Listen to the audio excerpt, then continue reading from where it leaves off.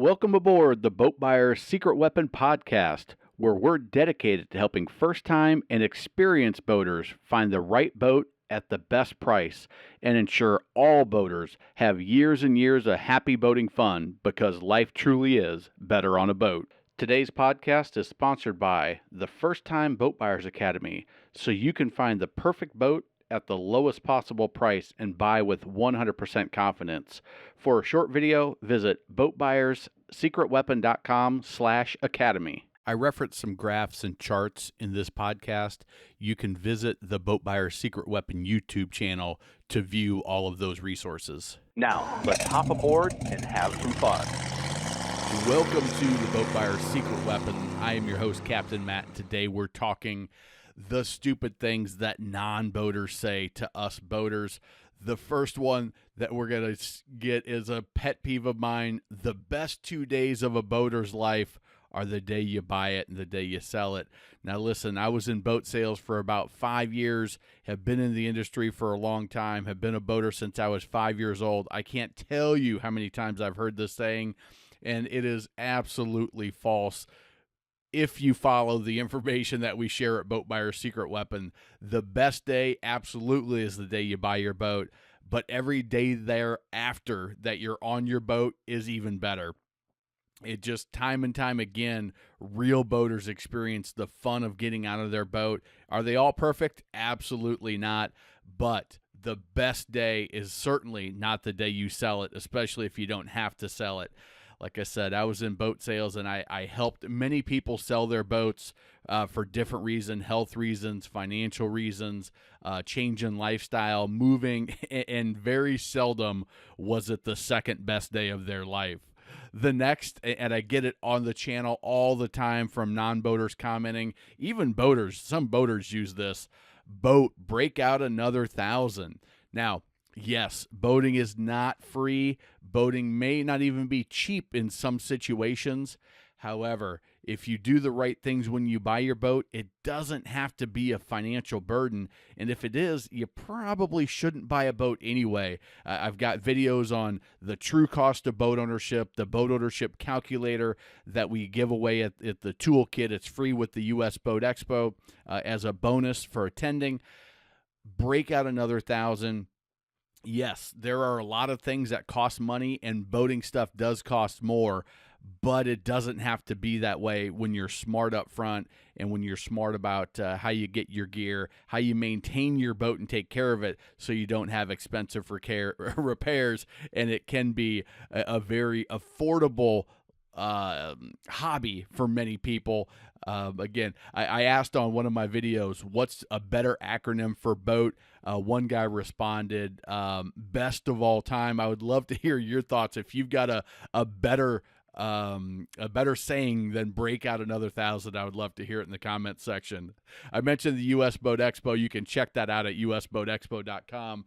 But another thing non-boaters say is, hey, how many miles per gallon do you get with this thing?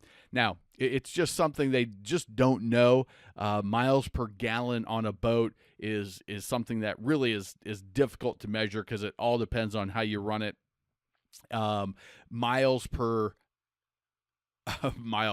Gallons per hour is how boats figure their fuel consumption. Just something that not a huge deal, but something that you hear all the time from non-boaters. You can tell that they're either new to boating or a non-boater when they ask that question. It's gallons per hour. Now I got myself mixed up on it. The next one is, I worked many boat shows. I work probably 2 or 3 boat shows every year and go to boat shows all the time. And I hear this at boat shows consistently. Oh my gosh, it has a bathroom. You could hear kids and adults and grandparents, all of them screaming on a boat that has a bathroom. Here's the reality is, most fiberglass boats over the size of 22, 24 foot will have a head compartment. Now, here's the other thing that non-boaters don't realize is they almost never get used, and that leads us to the next one, is if you're a non-boater out with a boating friend and you ask, can I use the bathroom? Well, us boaters know that Yeah, the bathroom's there. It's there for an emergency, but 95% of people don't use their bathroom because it gets dirty and nasty and you have to pump it out. You have to do something with that once it's in there. It's not like the home where you flush it and it's gone for good. It just goes down in a holding tank, and now you've got to do something with it, and you've got to clean it, and you've got to maintain it, and it can get cleaning the bathroom at home. It's not the most fun job in the world. But on the same vein, can I use the bathroom? And I really got to go. The number 2, even on some of the biggest boats I've been on, we had a no shitting rule on the boat. We used to go to my buddy's, my buddy had a sedan bridge that we would go fishing out in the Carolina coast, and we had a rule: you go up to the boathouse. You don't do it on the boat because it stinks unless you got a grinder, unless you've got the setup for it. It is something you don't want to do it. It's going to probably clog, especially on some of the older boats. But again, it just goes down in a holding tank. It's not like you flush it away, and they do a lot of things to keep the odor down. But on most boats, it's a no-go rule on the bathroom. So we got 3 of those on bathrooms. I'm not totally caught up in bathrooms, but they're something that definitely tells a non-boater, but something they love to comment on. Next, how do you afford your boat? How do you afford this lifestyle? It's got to be so expensive. Again, we talked about the reality. Boating is not free. For some, boating may not even be cheap, but you can easily buy a pre-owned boat, $10,000, $15,000, even $5,000 if you're really careful what you're doing. You can boat for a pretty inexpensive amount, especially if you can store it on your property or have an inexpensive place to store it. And if you can do some maintenance stuff, you can really make boating very, very affordable. But number 2 is that is a rude ass question to ask is how much is your boat? How do you afford your boat? It's something that, hey, enjoy it. Congratulations on your success and being able to enjoy the boating lifestyle. It seems awesome. If you're not a boater, hey, go online. You can look to see how much boats are. Just go to Boat Trader and check it out. Go to a boat show. You can see how much boats are, and look at the terms. But asking somebody how much their boat is or how they afford it, it just, man, it's annoying to us boaters.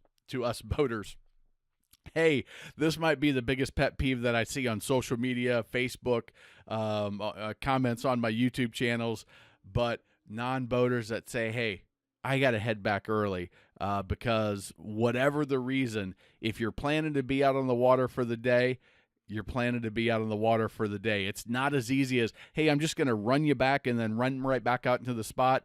If you're one of these boats rafted up with everybody there, you got to untie the lines. You got to head back. You interrupt everybody else's day and fun that they're having. And it's rude. It's inconsiderate.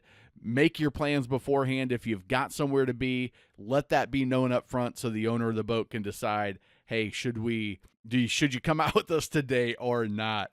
Let's pull up the anchor and run this podcast back to the dock. We'll be back again with another helpful and fun episode next time. If you'd like to be a guest on the podcast, visit boatbuyerssecretweapon.com/guest, and I'll help offer insights into your boat research and shopping experience. Also, we'd appreciate it if you took just 2 minutes to rate and review this podcast on Apple, Spotify, or wherever you get your podcast. It helps others find us so we can help more boaters.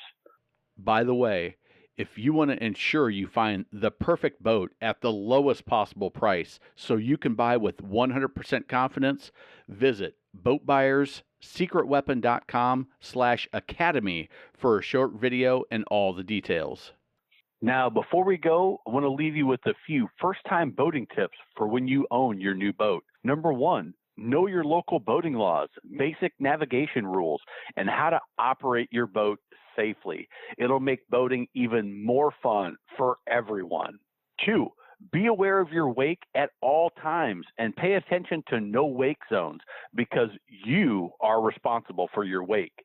When maneuvering at slow speeds, you can put out an enormous wake. If going slow, Be courteous, save some fuel, and drop down to idle speed, just in forward gear to ensure there is no wake. This could save you an expensive ticket and will keep you from being that guy on your waterway. Number 3, boats do not have headlights. They have docking lights, specifically made for seeing in tight quarters and docking. Do not turn your docking lights on while cruising down the water. It can blind other boaters and is very dangerous, and again, could save you an expensive ticket. Number 4, follow the maintenance schedule for your boat. Change the oil, impeller, gear lube, winterize if you need to winterize in your area. Inspect your trailer tires, bearings, and grease the hubs if you're a trailer boater to ensure you don't experience expensive and unnecessary repairs that will impact your boating time. Number 5, always double check your plug is in, your battery is charged, and the fuel is full before heading out for a day on the water. It could just save your boating day. And if you're a trailer boater, I've got a few extra tips. Number 1, at the boat ramp, prepare your boat, your gear, and your guests in the staging area. Then, when you're ready, back down the ramp, unload the boat, head to the parking lot, and right back down to your boat to be fast and courteous to your fellow boaters and don't tie up that ramp unnecessarily. Next, use transom tie-down straps when trailing your boat. Very bad things can happen if you don't, and they do happen. 3, check everything in the boat is secure before heading down the road. Seat cushions, gear, keys, towels, even tubes and lily pads can get blown out when pulling your boat down the highway or interstate. And most important, have fun. Enjoy your boat and get on the water as much as possible, because life truly is better on a boat. Until next time, this is your friend in boating, Captain Matt.